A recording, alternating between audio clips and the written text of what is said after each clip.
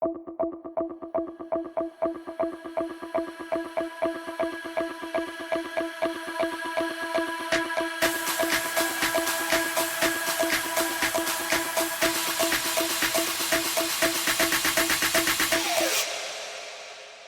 everyone, and welcome to the latest episode of the Stephen King bonus podcast. This is bonus episode number 12, and today I have with me Heather Gooden, another writer. And hello, how are you? Hi, I'm good. How are you? Not too bad. And so Heather is here today, and we're going to talk about her series of books. You have one or two? I think you have two. Two series or two books? Or series. Yeah, I'm kind of in the middle of a few series right now. Okay.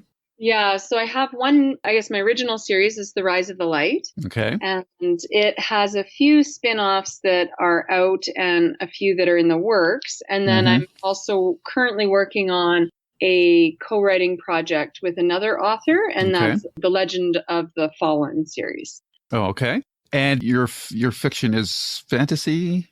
Yeah, mostly, I would say my original stuff is mostly paranormal, but, there's such a fine line between what you would consider straight fantasy versus paranormal versus high fantasy. So it kind of, I think, straddles a few lines there. Right.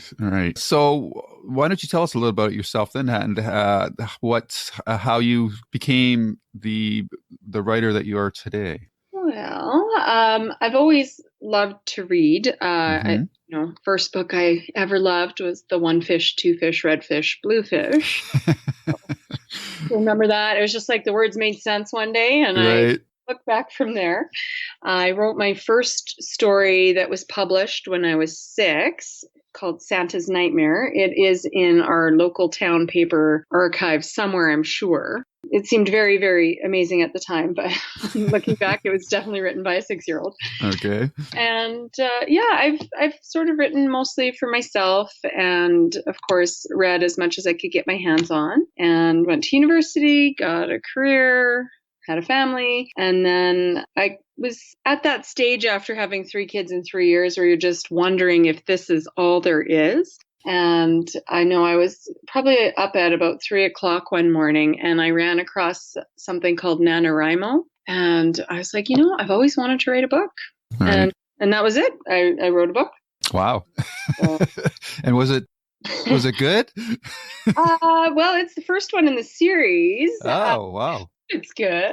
I completed it the month after. I got the 50,000 words in November of 2015, and I finished it in December. And then I spent probably a good year and a half revising it. But I like it, and I know I still read through it, and you're always finding sentences and things that make you cringe a little the more you write. Right. But I still really enjoyed the story, so I'm still happy with it. Okay. So during that time period that before you saw NaNoWriMo, and you said you were reading a lot, what kind of books were you reading? Oh, I've pretty much read everything. So I read a lot of Piers Anthony when I was a kid. I really enjoyed the puns. I remember reading Andre Norton. I read Hemingway in grade 5, and I was just like, why does everybody like this guy? He's such a jerk. And even as an adult, I still don't get the appeal. Right. I read for university. I took some English courses, so I've read a lot of the literary greats. One of the books that really has stuck with me probably for over 20 years now is by Nancy Kress. Right. And it was The Beggars in Spain, I think is what it's called. Okay. So I did really enjoy the science fiction and fantasy. I liked Mercedes Lackey as well. Read some romance when I wanted something a little bit lighter. Right. I love history, so I've read historical, Bill Bryson. I just kind of read from anything that catches my eye. Okay. Very good. I've read, Blink was something I read recently. I think that was Martin Gladman, something like that. That was a very interesting book. But that sounds familiar. I think I might have read that one too. Yeah, it's like the psychology of how we make decisions. Oh, okay. So we all think that, we use our thinking brain all the time, but a lot of the things we do are based more on that instinctive reaction. Oh, okay. So this is a nonfiction book. It's nonfiction. It's Okay. based on, The Power of Thinking Without Thinking, Malcolm Gladwell. Okay. I must be thinking of another book because that was a fiction book that I was thinking of. All right. So I'm curious. You went through the normal experience that we all has as get out of school and that, and start a family and all that, and then you got this urge to write. How did you approach that? Had you taken any writing courses, or did you what was your plan? Did you pants this whole thing, or? I pantsed it. Absolutely. Yeah, my mother used to call me Hurricane Heather as a kid. And I have been accused of being a guided missile before. So, okay. Yeah, I would say there's few things that I've actually really wanted that I didn't just go for it. All right. Okay. And that whole pantsing experience, how it obviously worked for you because you published that book, but how did you, once you were done with it, how did you have beta readers? Did you get feedback? Yeah, so absolutely. So okay. I have some friends. I've joined some writing groups, and I would say there's about 4 or 5 other authors that I really enjoy their writing, and we will read each other's work and make comments and catch plot holes, things like that. So I did that. Of course, I paid somebody to edit. I do not have any illusions about the quality of my grammar, and I do have a fondness for commas that others don't share. So sort of went about it what I would consider the logical way, but again, my brain sometimes goes in circles compared to other people's. So. Mm-hmm. So you were doing a lot of blinking. I do blink. Absolutely. Okay. So your first book was, which book was that? That was Dream of Darkness. Okay. And what was that based on? It was actually I've always been a very vivid dreamer.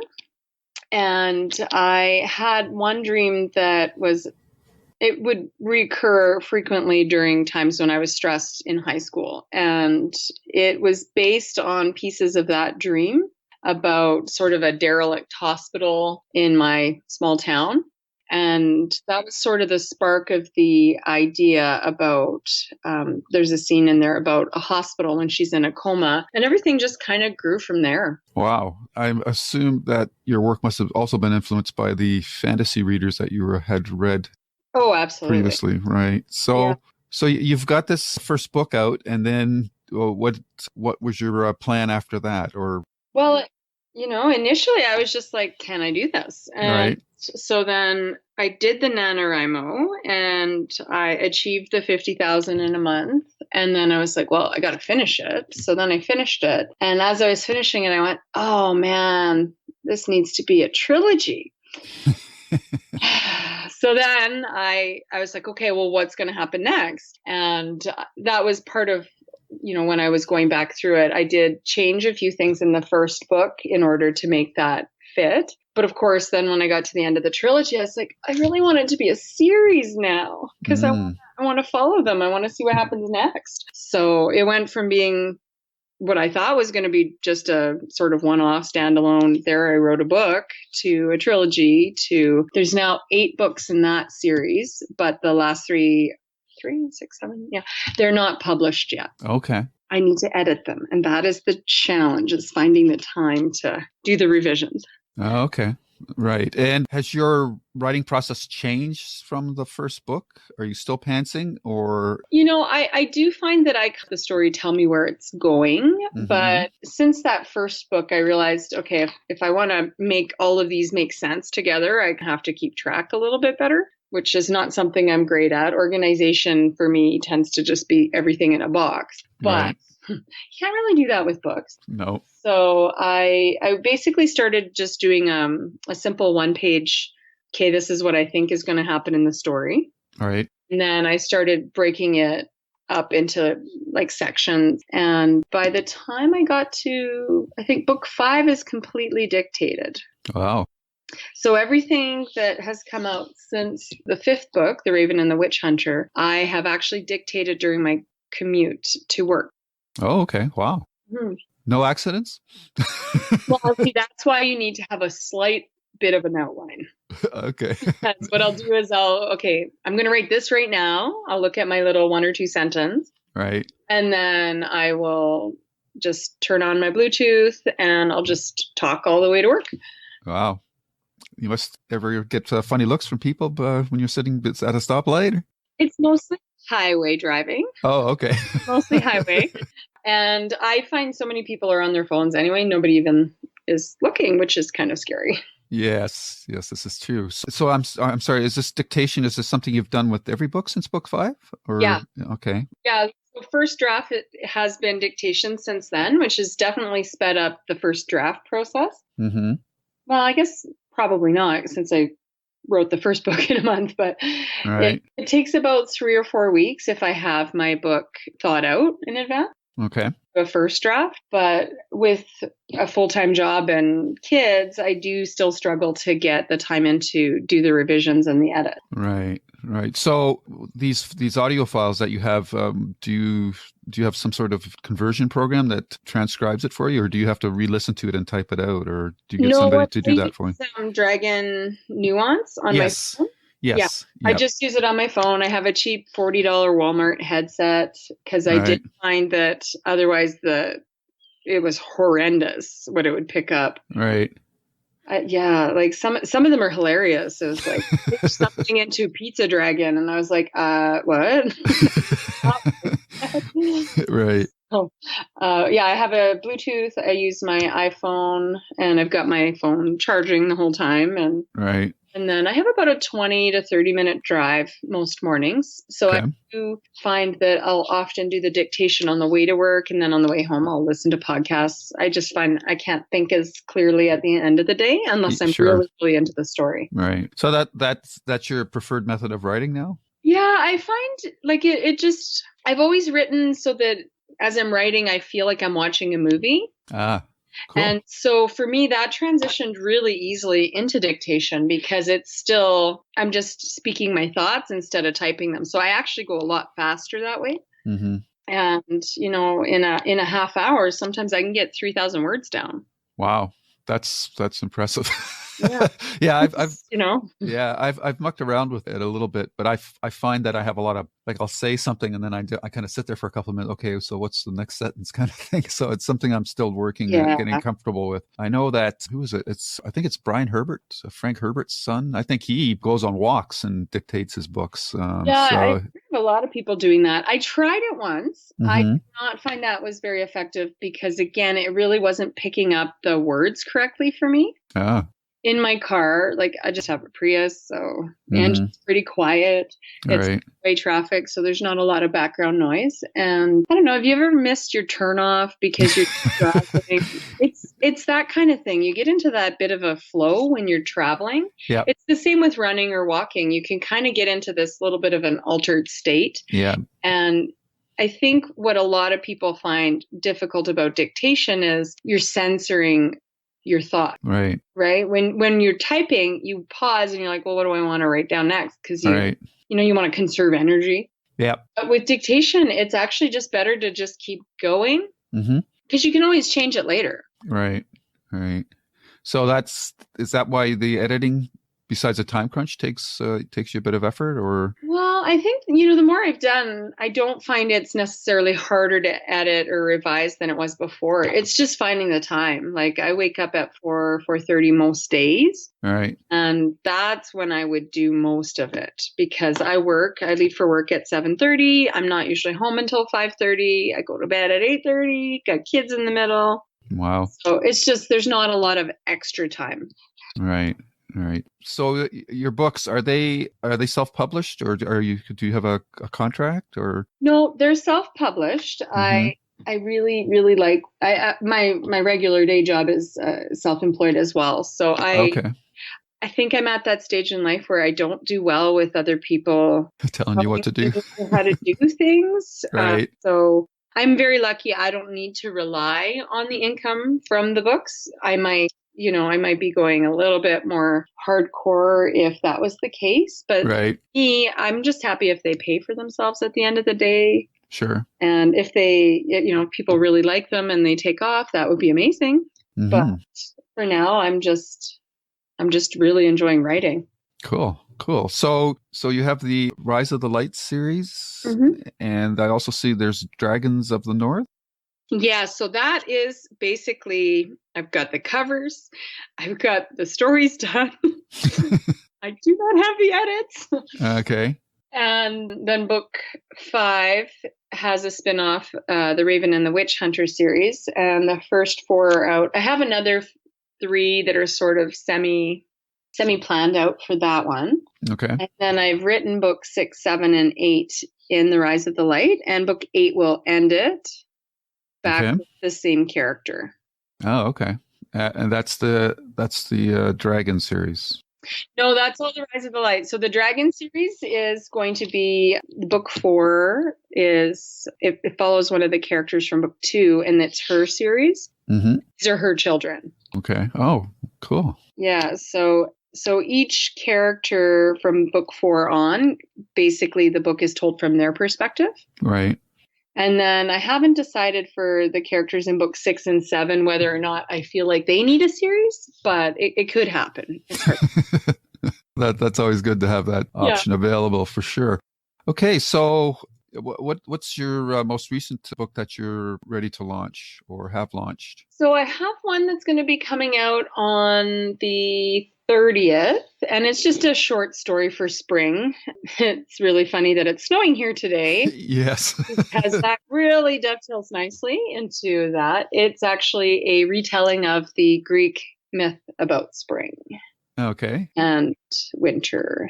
And what's it called? It's called To Capture the Heart of Spring. Oh, cool. And this is not related to any of your series? Not yet. Not yet. Oh. There's another thing I've got planned in the background to go along with that, and it will take place in the same town. Right. So I think I might be creating my own little universe, but we'll everybody else is doing it. Yeah, it's just easy. You're like, okay, this is the setting where everything happens, and I'm comfortable in my made up little town, and I'm going to just stay here now. Cool. Yeah. So you've built yourself this little universe, and where what are your plans down the road? Like, do you have a map of where you want to be in 5 years, or are you just 5 years? Well, in 5 years, I would definitely like to have all of the books I've already written edited and out. Right. I have 6 for sure that are basically just need me to sit back down and fix them. Right. Then I have another series of 3 that I would like to write, which goes along with that short story that's launching next week. Okay.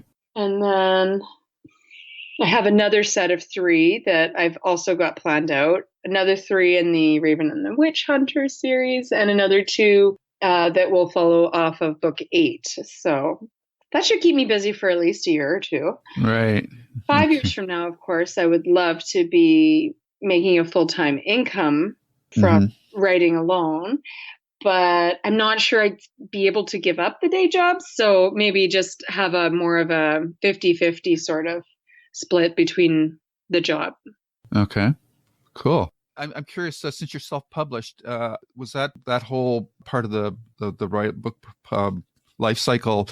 Do you have somebody doing that for you, or did you learn how to do that, or how does that work for you? I'm pretty much doing it all myself. Again, I just, anything that I can do, I get impatient waiting for other people to do things for me.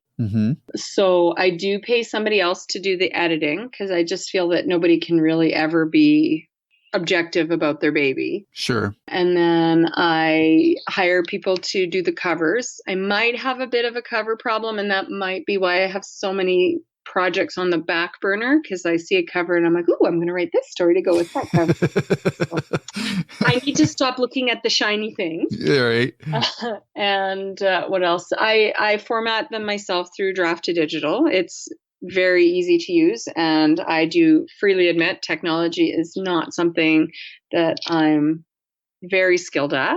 Right. I set up my web page, but then I kind of bailed. It was taking too long. So then I asked a friend who actually does know how to do IT to do it. And it gave him many, many headaches. So I was glad I called in an expert on that. And then I've been in a lot of groups. I've gotten information from podcasts. I'm just sort of dipping my toes in the waters of marketing and things like that. Okay, so that's kind of the life of a writer today, right? You really have to have your finger in every aspect of the book life cycle nowadays. You can't just really write the manuscript and throw it at somebody and say, okay, here, take it and run with it. Well, I mean, you can do that, but that's called traditional publishing. And then you still have to do, from what I understand, several sets of edits and revisions. Mm-hmm. I've got a few short stories that have been accepted through a more traditional route, and I just find it moves so slow. Right. It's just, the idea that I would spend 5 hours writing a query letter and then repeat that 100 times. I just thought, I'd much rather write and learn how to do this myself. Mm-hmm. Okay. I'm just looking at some of the comments about just one of your Dream of Darkness, The Rise of Light. There's somebody mentions that you have a Shakespeare influence in there. Is that? It just kind of happened. Okay. That book was definitely not really planned out, but they put on a play, and thing takes place sort of around that play at the end of the school year. Oh, okay. And then it just kind of happened that references kept happening in the second and third book while they're in high school. Oh, okay. But I mean, that was pretty much my experience of high school. You had to do some Shakespeare, so. Right. I see. Yeah. And you mentioned earlier that you based the first book off of the series of dreams that you had. How much are you pulling from your life experiences with your other books? Oh, tons. Tons, yeah. Oh, yeah. Well, I mean, I have a few undergrad degrees. I've always loved mythology and fairy tales. Okay. I remember when I was probably about 7 or 8, I went to the library and they had all those different colored fairy books. Right. Yeah, so I basically just got out all of the different books that I could find on any kind of fairy tales or mythology. And then in university, I took some creative writing and English classes. And along with my first degree, which was in microbiology, I got a degree in psychology with a minor in history. So all of that stuff definitely shows up in my books from place to place. Nice. That's a very broad base. That must be very helpful. It can be. It definitely can be. And then, of course, I love traveling, which I no longer get to do since having children. Mm-hmm. So I might be doing a little vicarious traveling in my novels. Ah, of course. Yeah. Well, Google Earth is a big help these days. So it is, as is Google Translate. Yes. That's a question I'm interested in. Your setting of your books, they're set in the real world? Yes. Okay. Yeah. That makes them into the paranormal side, because it's now, but things are just a little bit off. Right. Okay. And that's true for all your books, or? Just trying to think. I have one that's written in 1940s Scotland. So it's sort of based in a true time period, but that one's definitely, I would consider historical, paranormal, of course. Right. And it follows the original character's grandmother. Ah. Cool. As a 17-year-old. Right. Your writing is quite heavily fantasy based and pretty well for everything you've done so far? Yeah, like I said, I do have some more traditional stuff, and that would be work based. So okay. No magic, more emotional reactions and a lot heavier content. Right. One of the maxims of being a writer is they have to read a lot. Sounds like with your schedule, that's probably not easy for you to do, or? Well, I do like audiobooks, and I'm a very fast reader. Oh, that's helpful. So I know when I was in high school, I could quite easily read a couple books a night if I had time. Oh, wow. And I'm just looking at my Goodreads, and I might have, it doesn't include, of course, books that aren't published yet. So I would do some reading for friends and etc. Right. Looks like I've read 33 books this year. That's not bad. Wow. And it's only April. Yeah. That's pretty impressive. It's down from what I used to read, though. I just don't have the free time. Yeah, I bet. Do you read heavily in fantasy as well, or do you try to stay away from that now that you're writing in it so that you're not influenced by other works? Oh, I read what I like. I write what I like. I think that if you enjoy something, you do a better job writing it. And I think you're always going to be influenced by the world around you. And it's important, if you're planning on writing in a genre, that you know what's actually popular in that genre. Right. I may not always read, the top 10 in the genre, just because I might not find that the blurb sounds interesting or haven't got around to it yet. But I do find myself drawn to reading fantasy and paranormal, to a lesser extent the science fiction, just because I do find some of it is a little shoddy science, and that bothers me. Okay. Right. So are you in the fantasy field? Are you big fans of, say, like Diana Gabaldon or Neil Gaiman? I haven't read her. Okay. I do know who she is. Right. I don't know. I think for me, the turnoff is that she kind of has like two husbands at the same time. Okay. So, I mean, the premise sounds really interesting, but this whole, it's just like, I feel like that's wrong. So okay. Like zombies. I cannot read zombie books. I can read vampire books. I can read monster books, but there's this feeling of moral insult with the zombies. Just make me sick to my stomach. I don't know why. we all have our buttons, right? Exactly. Yes. Okay. So what about like other fantasy writers? Neil Gaiman, Terry Pratchett? Oh, I love Terry Pratchett. Right. I think I have like 5 books on my shelf from when I was a kid still. Right. Brandon Sanderson? I've read a couple of his. We have the Robert Jordan Wheel of Time ones that he finished. Oh, okay. But that's more my husband. He really likes those books. Okay. So, yeah, it's just, some authors speak to you better than others. For sure. Yeah. So I have read some, but I would definitely say I love Terry Pratchett more than Brandon Sanderson. Okay. I have to ask because it's the name of the podcast. How about Stephen King? So I really, really like Stephen King. Okay. And I have sort of a love-hate relationship with some of his stuff because I have a very vivid imagination with very vivid dreaming. And again, I read Salem's Lot when I was in university. And I swear I was like Joey from Friends. He had to put it in the freezer because it scared him. Right. I had to stop reading it at the part where there was like the kid vampire. And I it's like, that's it. I can't read it. This is too scary. And then for the next week, I had nightmares where I kept finishing the book. Right. So then I was like, this is ridiculous. So then I finished the book and it was far less scary than what I'd been creating in my head. Right. So I was like, okay. But some of his less scary, more grounded. Some of the less terrifying stuff I really, really love. So, Insomnia was one of my favorites. All right. Again, scared me, but I got sucked into that one because of the movie from the 90s that they right. And it was just like this, these kids are having such a great summer. Oh my God, there's a scary clown. And by that time, again, it was too late to like put it away because then I'd have the nightmares. So, right. So I ended up finishing that. And I like The Stand. Again, The Stand scares me because I can see that happening now. Yeah. Right. Yep. So it's a different kind of scary. Yep. So I haven't read much of the more recent stuff. Okay. I just find that it just hasn't caught my attention as much. Sure. But, there's definitely a few of his books that are in my all-time favorites.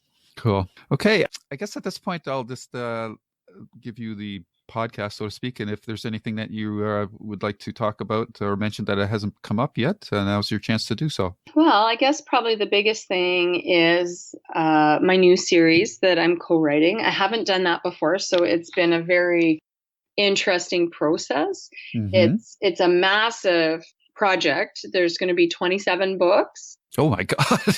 I know. And That was part of your 5-year plan, wasn't it?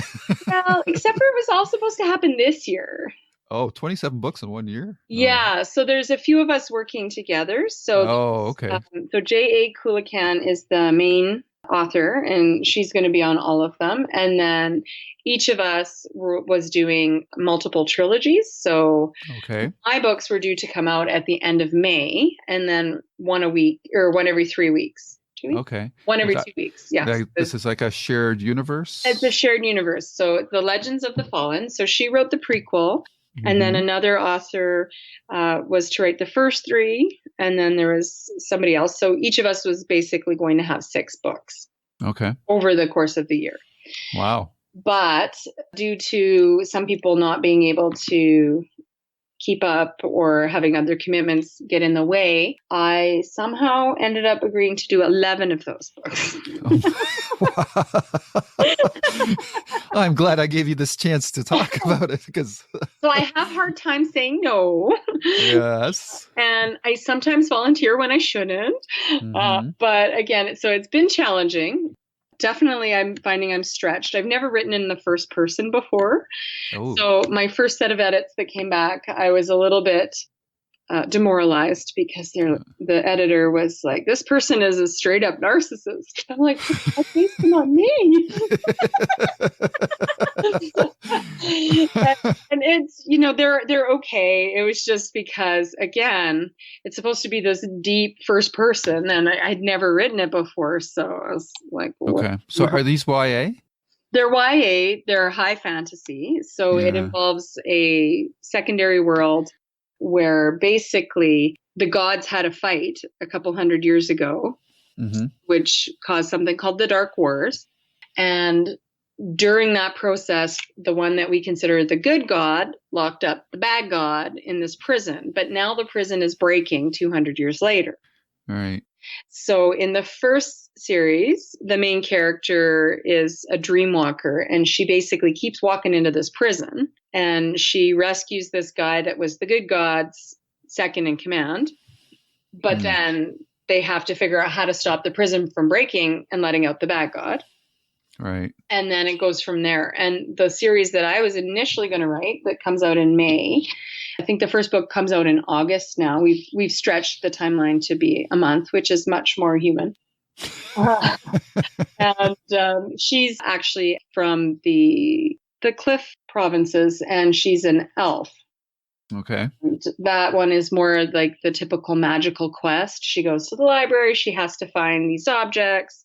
And all of this is to try to basically keep this bad god from breaking out and killing everybody again.